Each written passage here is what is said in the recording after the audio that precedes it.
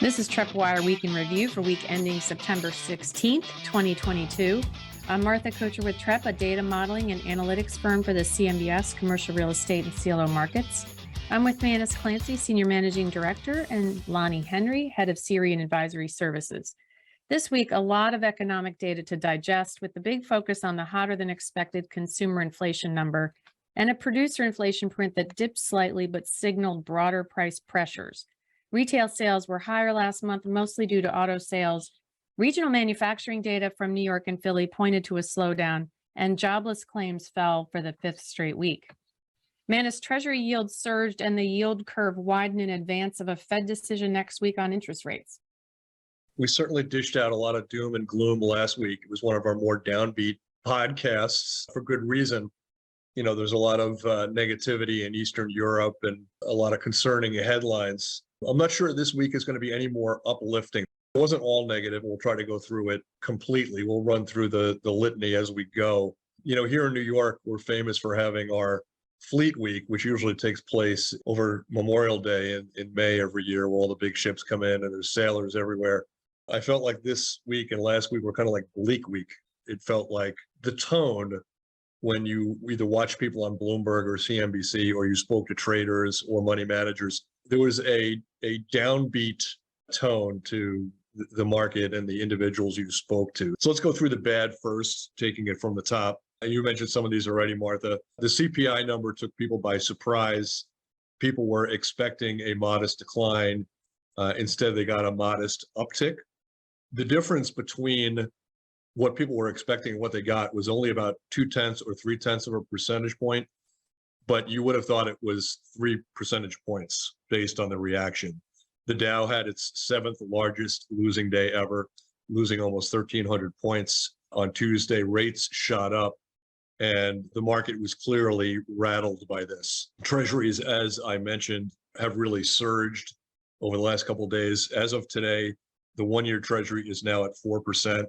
Hard to believe. About a year ago, can't remember if it was Lonnie or somebody else on our team, put out a piece which talked about how much NOI would fall if people had to refinance with 50 and 100 and 150 basis points in higher rates going forward. At the time, most people were kind of thinking they were refinancing into rates in the low threes. And at the time, whenever we would talk to people about this, the consensus was, when we talked to analysts, was, well, certainly we're not going to get into the fives or the sixes, but we could get up into a 4.5% lending environment. Well, we've skated by that pretty fast right now.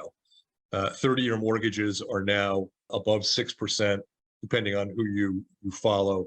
It's hard to think that CRE lending is not in the high fives for certain property types at this point. So elsewhere on the curve, the 2-year is now at about 390. It's up about 40 basis points for the week. And the 10-year is at 345, which is approaching its, recent multi-year high. So not great news on that front. And then lastly, FedEx earnings came out just a few minutes ago, and they pointed towards more negativity. FedEx pulled their earnings guidance.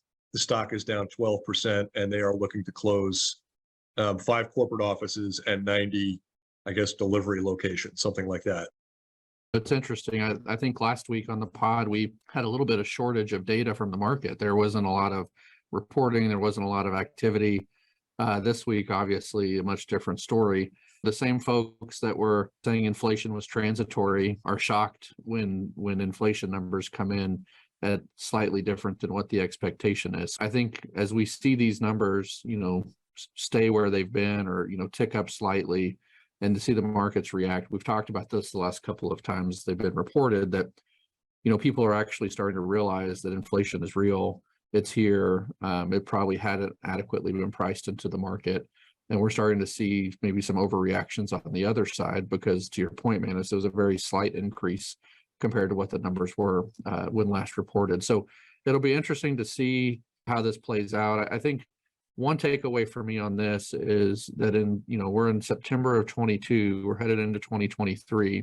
we're still using CPI measurements that are based off of old data that are driving the markets in the way that they are. So I think, Barry Sternlicht was on CNBC this morning, and he was kind of touting how CPI data is old, that it's not really the best proxy for what's happening in the marketplace. And, I think he's echoing the sentiment of several other people. And it'll be interesting to see, like, after we kind of get through this period, do we look at maybe measuring CPI in a different way going forward? Do we look at maybe looking at a different proxy for more real-time data than what we have to this point? Because I think from my perspective, and I'm not an economist, and I'm not someone that's active in the market like some of these players are, it just seems to me that we ought to be able to have a more real-time proxy for where things are versus what we're looking at now. And the numbers don't even make sense. If you look at what it actually costs to buy groceries, or what it actually costs to buy gas, or what it actually costs to get a mortgage, the numbers are actually significantly worse for consumers in the market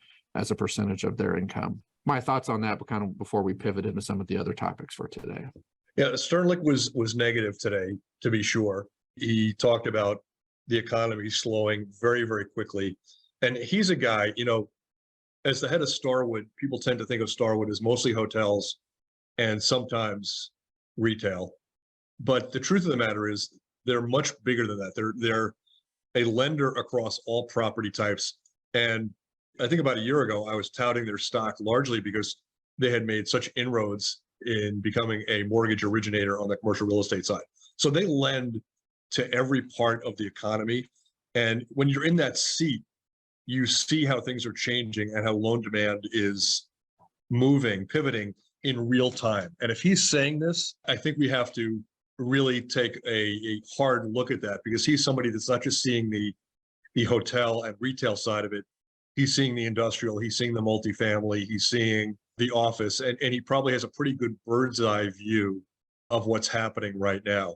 To your point on CPI, and I didn't watch the entire Sternlicht interview. I got through about half of it, but the big criticism of CPI has been a lot of it has been the housing number, right? That they changed the measurement years ago to not really reflect what is happening to people on the ground when they're either buying homes or renting in real time. Was that kind of the gist you got out of it, Lonnie, today? Yeah, I mean, that's that. And the way that that's weighted as a percentage of the overall calculation is just, it just seems to be inadequate for where we're at in today's, like, you look at all the technology, we're a data and analytics firm. I would feel much more confident in some numbers that we could put out. Like, there has to be a better proxy for real-time measurement of how these things are playing out in the marketplace. And, I understand the government's looking at things from a macro perspective and it's kind of baked in, but I think as we get through this cycle, we've already seen kind of a redefining of what a recession is. I think once we kind of get through the storm, people are going to come back and say, is CPI really the best measure? And if it is, like, what do we need to do to make it more actionable and accurate in terms of measuring what it's supposed to be measuring based on, the current economic conditions? The cynic in me is CPI is what ties you to Social Security, right? And because Social Security is rapidly running out of money, right? We're supposedly, down to the last decade before we'll have to kind of rejigger the numbers, either push up the retirement age or cut benefits, that there's no appetite for a calculation that's going to push up CPI or make it more volatile, right? And because of that reason, and because people want to, for lack of a better word, squeeze the retirees, that may not be coming. That might be a pipe dream. Yeah, I think that's fair. And I think it's just, it's interesting for those that are in the marketplace, though, that number carries so much weight when really it's inconsequential relative to their business. Like, they're faced with the real costs, they're faced with the real labor shortages, they're faced with those things in real time. And the CPI number, for what, whatever it is, the Fed's looking at that when they're making their decision on what they're going to do with rates, which I think at this point, I saw this week where pretty much all the investment banks now say 75 basis points is a lock, and it's going to continue to go, as we go through the rest of the year. So I did want to go back to the Sternlicht interview on one point. He did mention that some of the data we're looking at is looking in the rearview mirror. And so the economy is already slowing down, and we're not seeing that yet in the numbers. The other point he made, which I thought was interesting, and obviously in advance of the Fed decision, was that we don't need a 2% inflation target, because when you have wage growth that's driving inflation, you can tolerate a higher level. So his point was you could stand a 3 to 4% target, given the fact that most of us have benefited from higher wages across the board. Yeah, I think that's a great point. I think the goal should be to narrow, basically the real wage deficit right now, right? The deficit between what raises people are getting versus what it's paying them to buy food, shelter, and gas is enormous, right? If you can narrow that by lowering the inflation rate and seeing strong wage growth, I think that's nirvana, right, at that point. And I think he's right. That 2% might be draconian, considering where we are right now as an economy. I wanted to circle back a little bit to FedEx. I ran a quick search in our data set because FedEx is a pretty large tenant in the CMBS universe. So right now, we actually are tracking about 325 properties where FedEx is a named top 5 tenant. And that equates to about 2.3 billion worth of total loan balance exposure. So, I know that news just broke, so we don't have a bunch of insight into what that means for the CMBS universe. But just for our listeners out there, FedEx has a pretty broad footprint in the securitized space, and those distribution properties, a lot of times we're either build to suit or under a long-term lease with FedEx, and so it'll be very interesting if they decide to pull out of some of those leases, especially with Amazon tapping the brakes. Is there another user that comes in and fills those spaces without seeing some economic obsolescence in the form of not having a tenant to backfill those? Before we get to the positive side, I will give a quick FedEx anecdote. Early in my career, I do recall in those days before there was email and when you use the curly fax paper and so forth, every day the day ended at 9:00 because you had to get that FedEx package out, which sent people their numbers or their data. And the FedEx office was about 6 blocks away from our own, and us lowly analysts would draw straws every night at about 7:30 to decide who is going to have to do the 12-second 100-yard dash sprint down Madison Avenue to get their foot in the door before FedEx closed at 9:00. Because if you missed it, you had to go over to the west side to their distribution center, which nobody wanted to do. And if you missed that, and this happened to us once, you actually had to pay a guy $400 in cash to get to wherever you needed to go, Washington, D.C. or something like that, to deliver your package. So it was, that's the way it worked back in the 80s and 90s. So let's talk about some good news. All right. The first one is very personal. Down in South Carolina, I saw in a couple of places, including the Stop a Minute on Walhalla Highway in Clemson, a 2-handle on gasoline this week. Yes, it was a very high 2-handle, $2.99, $2.98, but shocking considering that number was in the high 4s and low 5s. Now we're seeing gasoline in the low 3s, high 2s, at least in South Carolina. That should be a bit of a tailwind, and that should help the consumer across the board. It may not help the inflation numbers, because the more disposable income the consumer now has, the more willing they'll be able to pay for food and other discretionary items and so forth. So there's a little bit of a yin and yang to that, but I do think falling energy prices is helpful. Other things we saw this week, the retail sales number was higher than expected. That's a positive. It does show some strength in the consumer right now, some resilience right there. And for those people that were bullish on CNBC or Bloomberg this week, that was their reason for bullishness, that the consumer still is quite resilient in the US, and that's a positive sign. And lastly, no railroad strike today, right? That was something that I think was flying under radar for a lot of people in the US, and the fact that we got an 11th hour agreement today is a positive development. Yeah, I think that one there is interesting. If you actually saw some of the commentary on Twitter and how many trucks it would take to replace the rail transport, I mean, none of us really truly appreciate how impactful the railroad is to getting us our goods timely. So good news all around for that being averted. Yeah, before we move into property type news, the two things that I think are still to be played out here. We've seen a lot of data, and that is, it wasn't great data this week, to be sure. The two things that I think the market has not fully priced in, I know, Martha, one thing you talked about before was quantitative tightening, and the other is Eastern Europe. I'll start with the first one, Eastern Europe. I referenced this last week, but I didn't have the numbers in front of me. But Barron's published them this weekend. Credit Suisse produced the numbers, and I think Lisa Belfus put out the piece that $1.7 trillion of German manufacturing is dependent on $20 billion worth of energy product for that. That's a 70-to-1 leverage ratio, and it's binary, right? It's not like housing or something like that with this curve of defaults based on your performance. If you don't get the oil, you have no manufacturing. If you get the oil, you have output.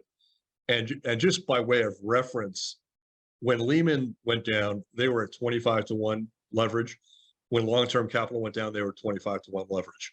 The German economy is 70-to-1 levered to gasoline coming to them, oil, whatever the source is.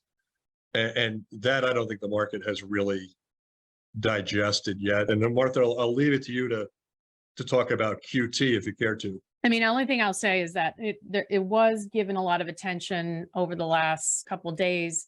There was a detailed article in Barron's saying that there's a growing number of industry watchers, traders, academics, and others that are worried that the market is going to position us for a huge situation of instability. Yeah, I've already mentioned her name once, Lisa Belfus. I think she's a terrific writer for Barron. She covers this really, really well. For those not as knee-deep in the subject matter, QE, quantitative easing, took place when the Fed came in and started buying treasuries and mortgages to keep interest rates low, right? This was done during COVID to keep the markets from being shocked. Their balance sheet ran up to $9 trillion, contributed in many ways to this inflationary problem we have now. And now the chickens have come home to roost, and it's time for the Fed to pare this balance sheet, which means now selling treasuries and selling mortgage-backed securities that they've been purchasing as part of QE. This reversal is called QT, which is quantitative tightening, and it means flooding the market to the tune of about $90 billion a month with sales from their portfolio. Anytime you're putting more product on the market, that will drive up spreads and rates.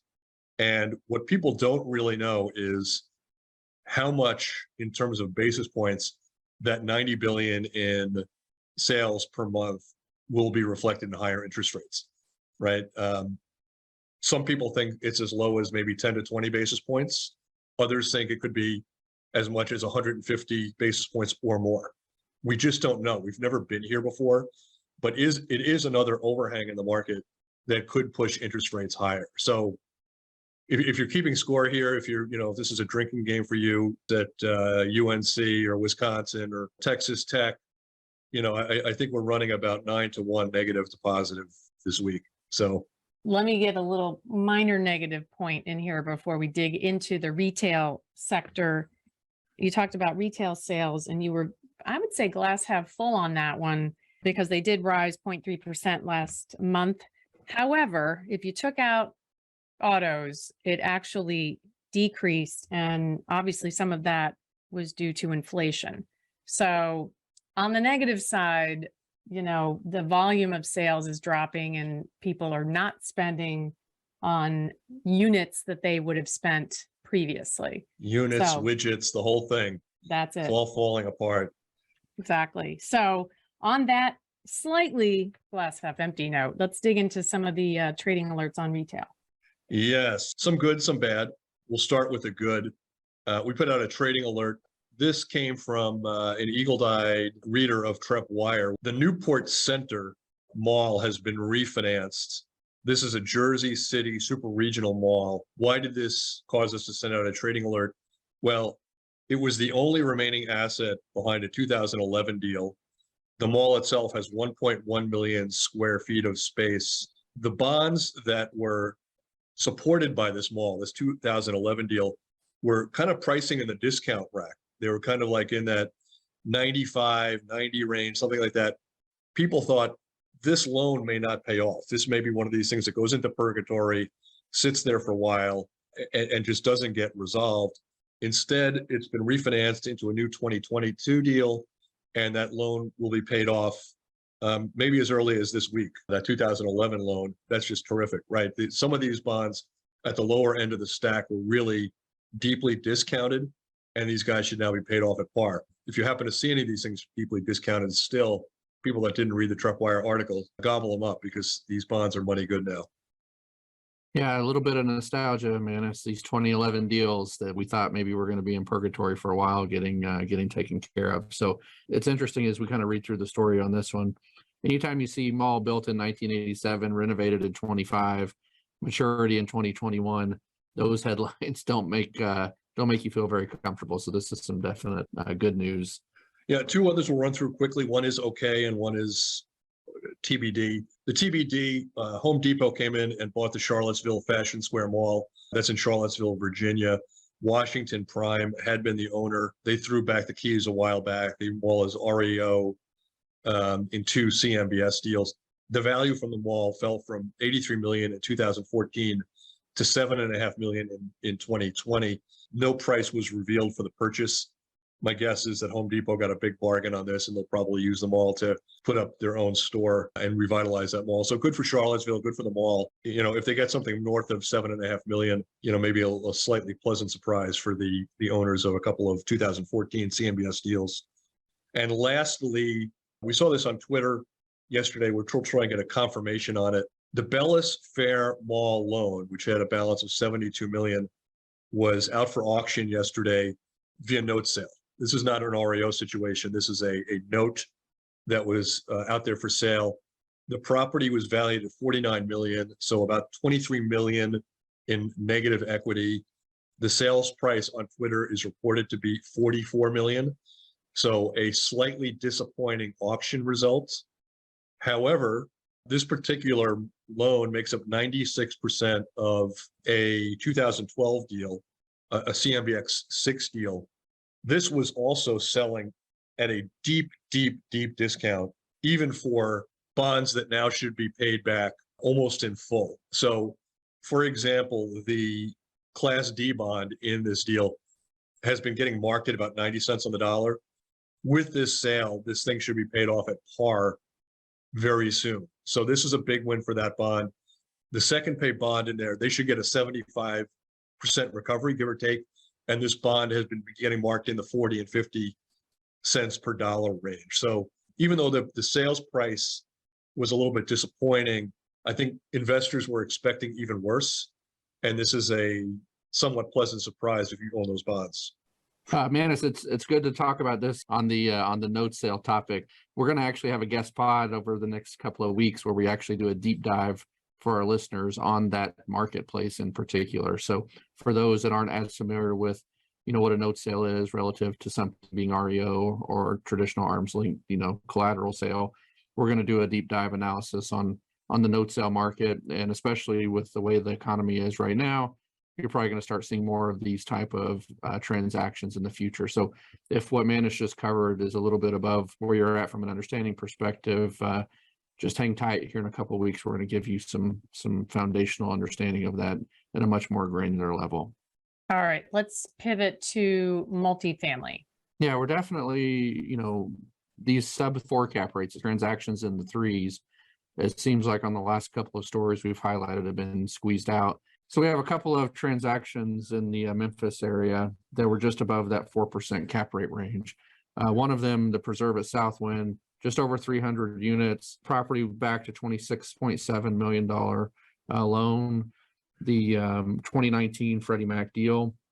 In 21, that property had debt service coverage ratio of 4.59x and was 95% occupied. Probably was in an IO period with a DSCR that high. Complex had an appraised value of $36.5 million in 2018, and that property just traded for just over $50 million, almost $54 million. And to the point earlier on cap rates, if you look at the trailing, you know, 2021 NOI, that would equate to about a 4.35% cap rate. The other property, Preserve at Bartlett, is just a 300 unit complex. That was a $31 million loan. The Legends at Wolf Chase, loan, which represents about 5.25% of a 2019 Freddie deal. This property in 21, similar time period, had a 5.02x debt service coverage and was 97% occupied. This property had an appraised value in 2019 at origination at just over 42 million, and this one traded for 66 million. Cap rate on that one, same time period, trailing 12 on 21 NOI is at 4.25.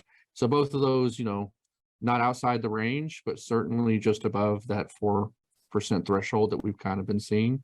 So I don't know, again, if this is indicative of a broader spectrum of cap rates, but I think, man, it's, the last 4 or 5 times we've talked about multifamily, those cap rates have been somewhere around 4.75%. So this seems to fit the narrative. So check my math on this, Lonnie. If you're using trailing 12 months, or if you're using, let's say 2021 numbers, right, and you're getting, let's say 440 as your cap rate, but you're projecting 10% NOI growth because the market has been on fire. And when you're underwriting this stuff, your NOI is 10% north of the numbers that we're seeing on a historical basis. For a 440 cap rate, your real cap rate is 44 basis points higher, right, in reality. So if we were to convert these numbers that we're seeing, 425s and 435s, to something more tangible right now, based on what would be pro forma numbers for 2022 or 2023, you're probably talking more like 450, 460, 470. Is that fair? Yeah, and I think, what they would hope is that under, whatever the projection period is, 3 or 5 years or whatever, that they stabilize the income and they exit at a 6 cap or 6.5 cap on stabilized revenue. So this is, much more in line with, from my perspective, of a typical market. When we're seeing things trade at 3.25 or 3.45 cap rates, and we saw that at, at scale over the last 2 years, it just really begs the question. Cap rates in that 4 to 5% range with some rent growth and some value appreciation built in over the hold period, I think is much more, palatable relative to a normal cycle. So it'll be interesting. Obviously, interest rates drive a huge component of that. I also think just, the market tapping the brakes a little bit. One thing that we haven't really looked at, we maybe should do that over the next couple of podcasts, is just transaction velocity, because I do think for multifamily, they had sustained that velocity even through the initial upticks of interest rates. But I think over the last, call it 90, 120 days, we've started seeing properties, maybe be retraded, maybe not see near the offers that they saw in terms of bidders on the front end of the deal.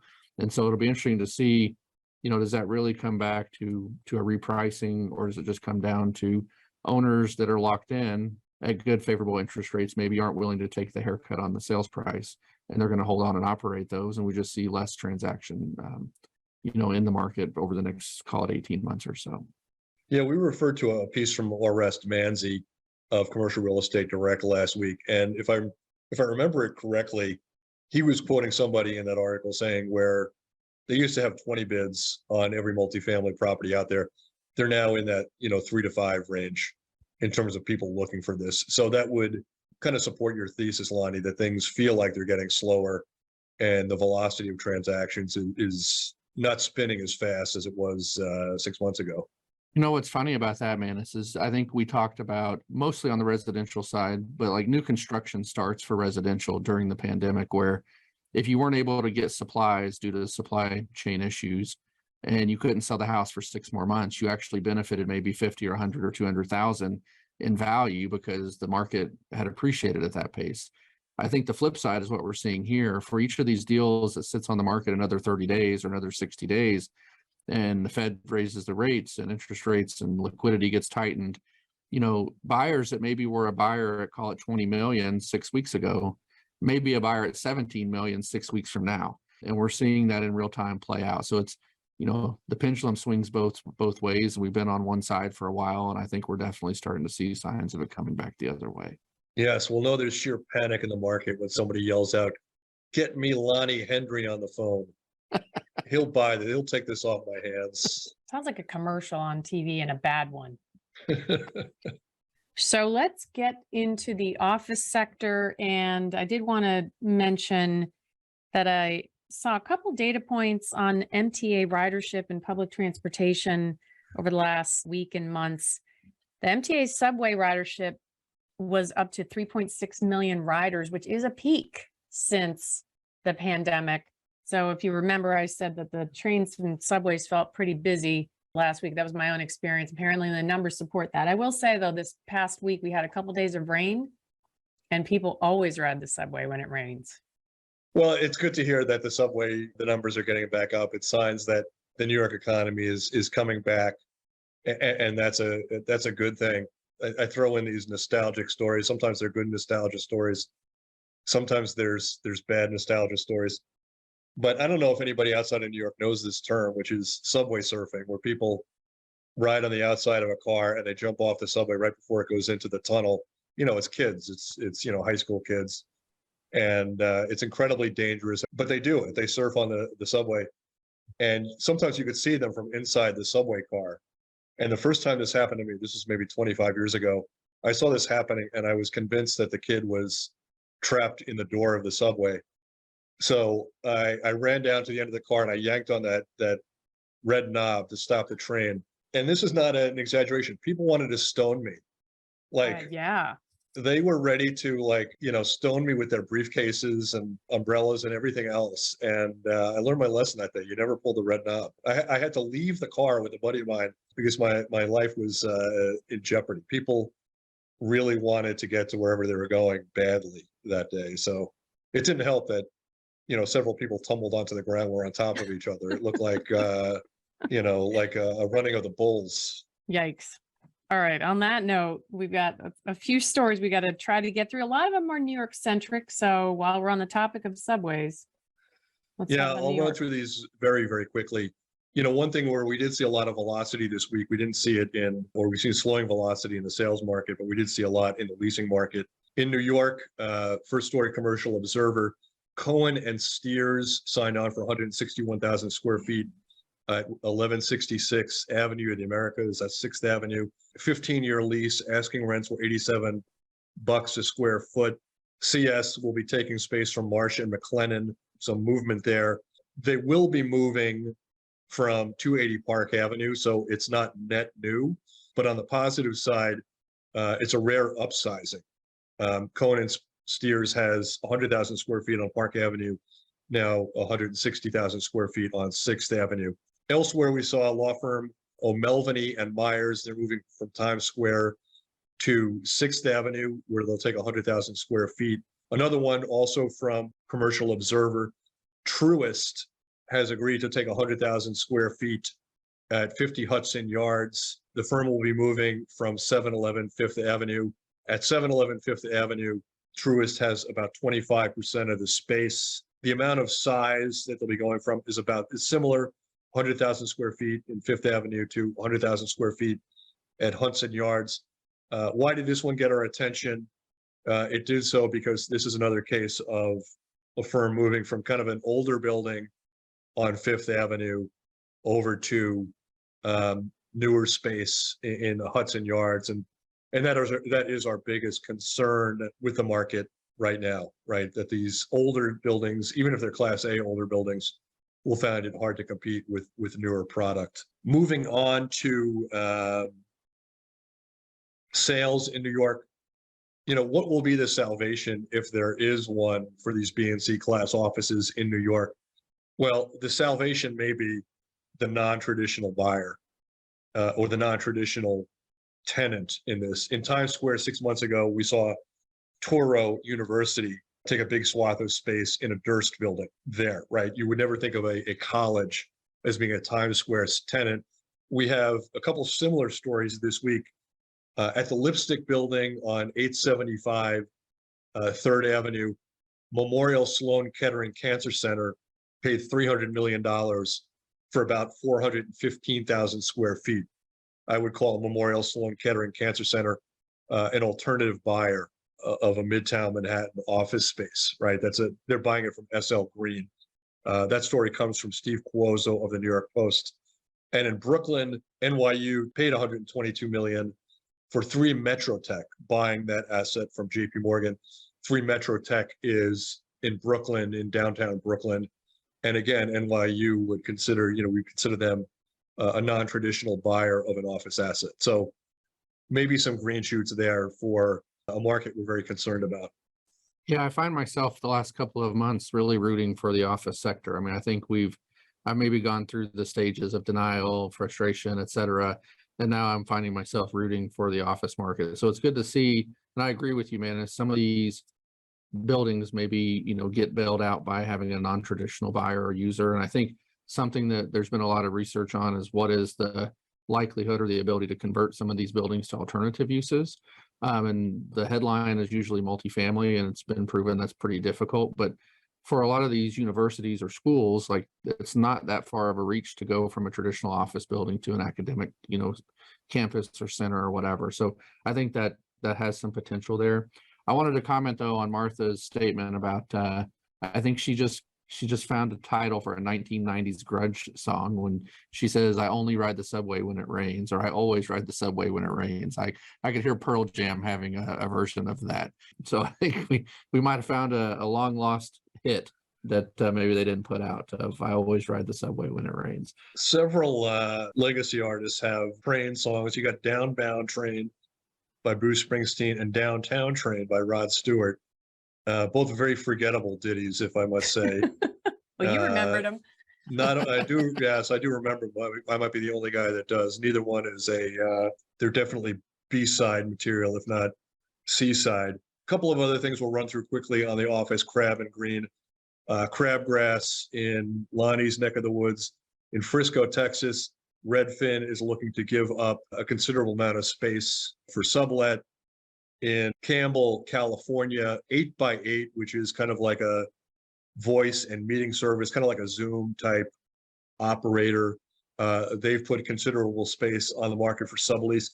There, it's even more concerning.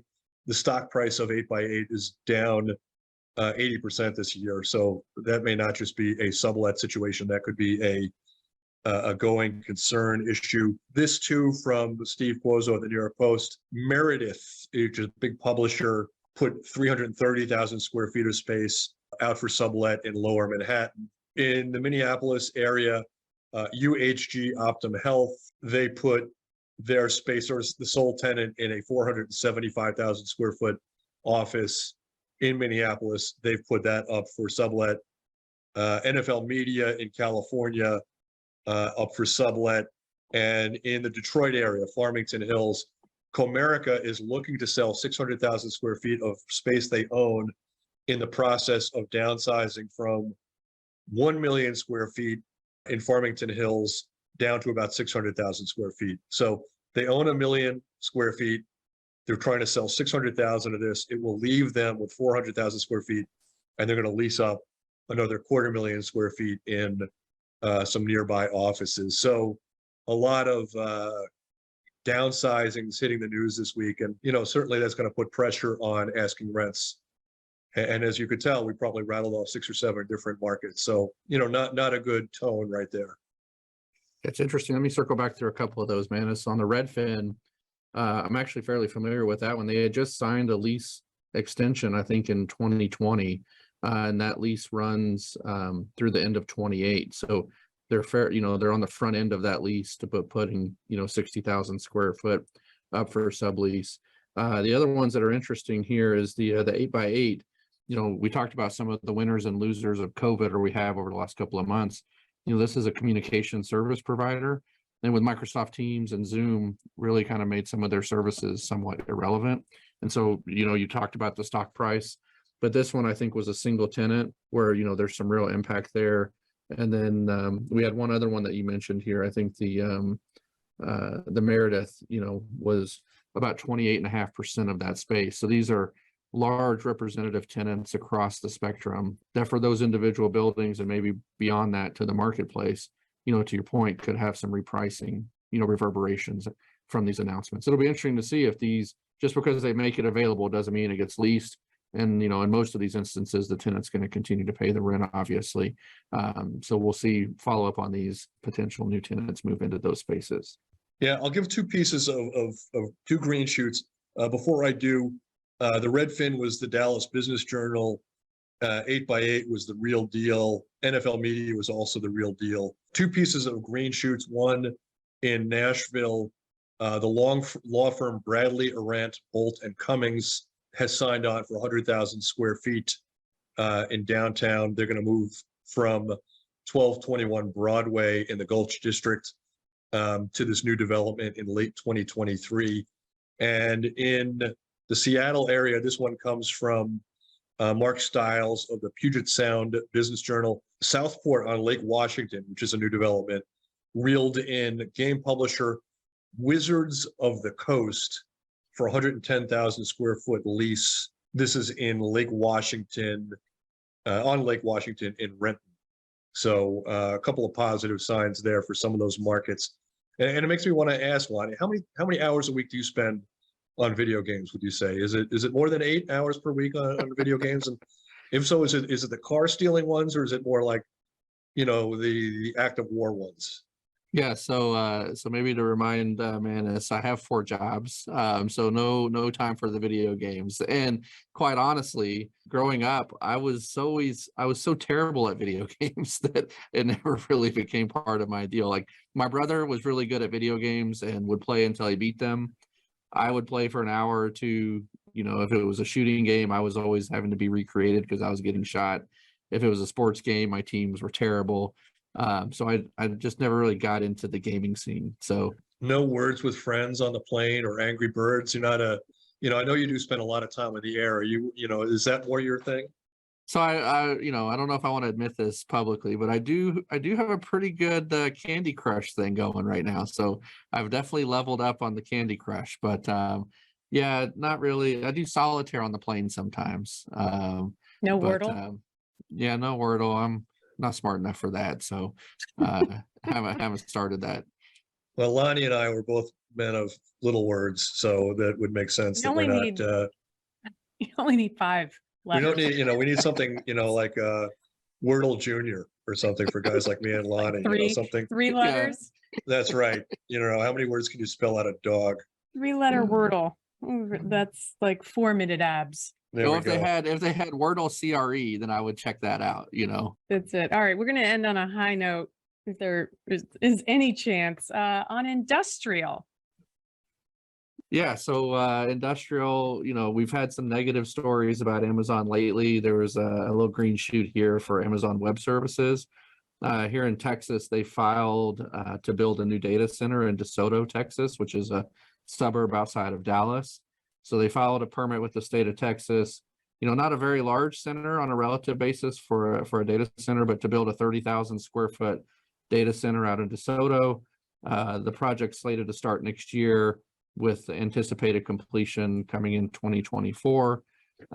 It's going to be, a new facility supporting MEP infrastructure, MMR building for cable entry and pump house, state-of-the-art stuff. Company's going to put about $6 million into the project. And so this is something that I think, gives a little bit of a pivot from some of the Amazon news that we've had. They have filed for some larger data centers outside of Texas. So they recently filed to build a 900,000 square foot data center in Virginia. And they have numerous other developments, that are hundreds of thousands of square feet in the works as well. So this is kind of a small offshoot, but good for the local suburb of DeSoto, and with a pretty quick turnaround time with completion in 2024. We rarely bother to talk about industrial, but there's a lot going on out there. And to Lonnie's point, that was a big one this week. But I gotta say, when I'm going through the news every day and I do my Google searches and see what's happening, I feel like there's 3 or 4 leases of 600,000 square feet or up every single day in the industrial space, right? I think I was somebody who suggested maybe 6 months ago, we got to be seeing peak demand in that space. And I think I was wrong there. I think that, it just continues to churn in a positive direction. The demand is insatiable right now. Yeah. You Look see, at that word, man. That's a big word. That is a big one for you.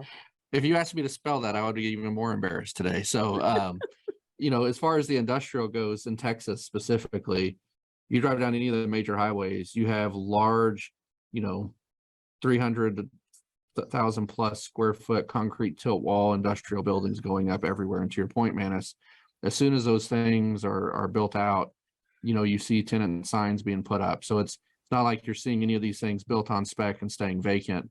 I mean, without fail, it seems like as soon as they're done, you have people occupying them. And so really good news on the industrial side. We probably don't spend enough time on the industrial segment, but yeah, I haven't seen any noticeable signs here in Texas of, any type of demand decline at least.